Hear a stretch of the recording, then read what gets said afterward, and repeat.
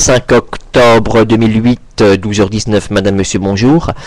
Un certain nombre d'entre vous avaient en point de mire une vidéo diffusée sur le net évoquant notamment la date du 7 octobre 2008. Eh bien, une chose est certaine, et les médias officiels se gardent bien d'en faire l'écho, ce 7 octobre 2008, l'actuelle Commission européenne présidée par José Manuel Barroso au Parlement de Bruxelles pourrait être renversée via l'adoption d'une motion de censure. En effet, puisqu'en date du 29 août 2008, le juge belge de Nivelles a permis l'arrestation et l'inculpation d'un certain M. Louis Michel, ex-ministre des Affaires étrangères belge et actuel commissaire européen pour le Fonds européen de développement. M. Louis Michel est entre autres coupable de crimes contre l'humanité depuis 1994.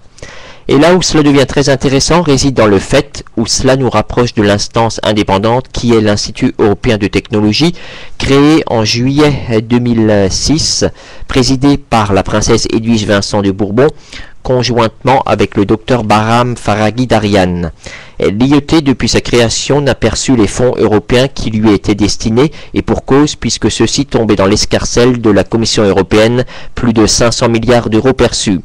En fait, le poteau rose est découvert le 29 août 2008 où M. Louis Michel, commissaire européen pour le Fonds européen de développement, ex-ministre des Affaires étrangères belge, jésuite, tiens, comme cela est pour le moins curieux, l'ordre des jésuites est un important véhicule servant à la conspiration mondiale.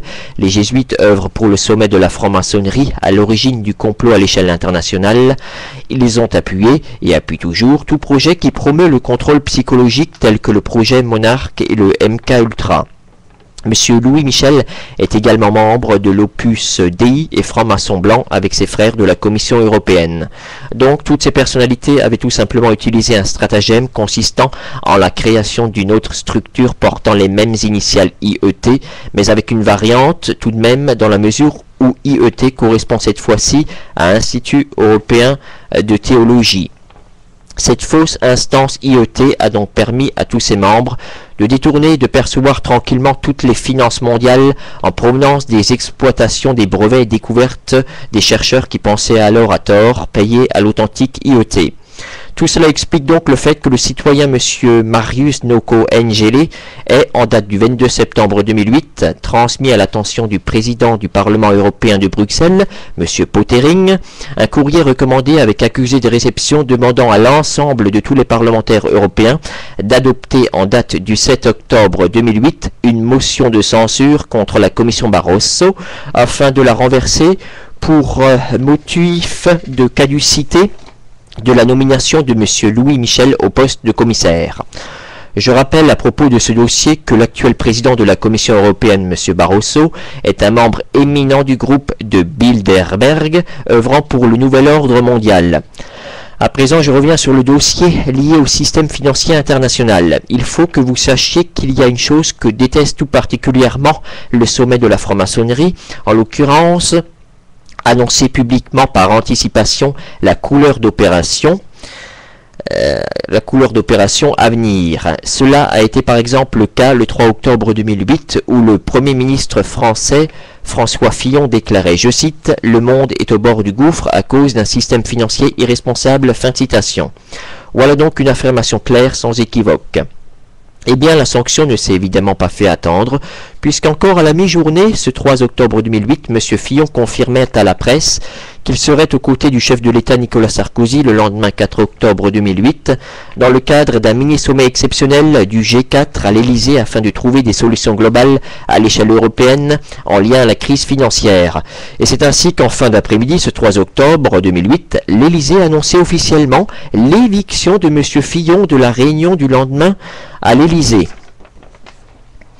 Je rappelle à présent que le très grand sommet international regroupant non seulement les nations du G8 mais également les nations dites émergentes, Chine, Inde, etc., destiné à proposer des solutions globales à l'échelle mondiale pour contrer la crise financière, soit un véritable Bretton Woods de la finance, se déroulera au cours du mois de novembre 2008.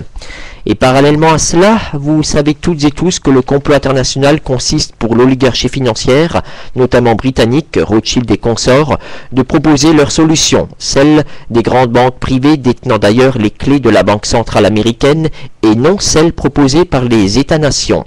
Donc, grosso modo, si le complot international fomenté par l'oligarchie financière est toujours d'actualité, l'on assistera alors à coup sûr, de manière absolue, à l'effondrement intégral de l'actuel système financier à une échéance ultime d'un mois, soit au plus tard début novembre 2008.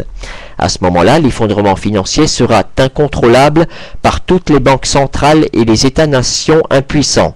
Et c'est bien évidemment à ce moment-là qu'entrera véritablement en scène les grosses banques privées à l'origine de la crise des subprimes et qui imposeront alors leurs solutions. Pour information, sachez que les premiers actifs pourris dans le cadre du plan Paulson de 700 milliards de dollars seront rachetés par l'État américain qu'à partir du mois de novembre 2008. Maintenant, pour terminer, une information à l'attention des adeptes des nombres et symboles en lien au nouvel ordre mondial. En effet, puisque l'un des plus populaires parcs d'attractions d'Allemagne, en l'occurrence l'Europa Park à Rust, vient de décider de s'agrandir et proposera donc à son public à compter du printemps 2009 un 13e quartier européen. Au jour d'aujourd'hui, l'Europa Park ne compte que 12 quartiers européens, les 12 étoiles de l'Union européenne, tous agrémentés d'attractions. Donc, à compter du printemps 2009, le 13e élément, si cher aux yeux du sommet de la franc-maçonnerie, s'invite, si je puis dire, au spectacle. Cela symbolise donc le règne du nouvel ordre mondial en Europe à compter du printemps 2009. Et comme si tout cela ne suffisait pas, l'Europa Park vient de vivre cette année 2008 sa 33e saison estivale en lien cette fois-ci au 33 degrés maçonnique. Voilà, je vous remercie toutes et tous de l'écoute. A plus.